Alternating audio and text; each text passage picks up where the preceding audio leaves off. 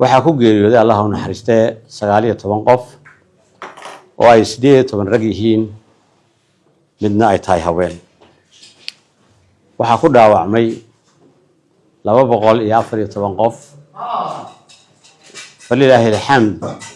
waxaa dhaawac fudud ahaa 194 dadka dhaawacmay ilaahay mahadii waxaa maanta isbitaal jiifaa waa 20 qof oo boorama ah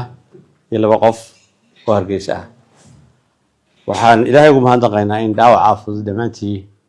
ay ilaahay inoo fududeeyay ay maanta caafimaad yihiin insha Allah alxamdulillah waxa kale oo aan halkan ka sheegayaa 9 qof oo Hargeysa loo qaaday 7 qof oo kamid ah inay dawladdu kafaalo qaaday oo dhakhtar dabadeed loo qaaday oo lagu daweynayo Addis Ababa oo ay xukuumadda daryeelkooda fidisay isbitaalka boorama 3 isbitaal bay 20 kale yaalaan insha Allah 14 qof waxay yaalaan isbitaalka guud 17 manjada 3 qofna waxay yaalaan isbitaalka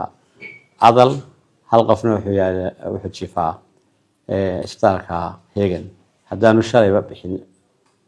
maamulka isbitaalka laga fiican yahay waxa laga yaabaa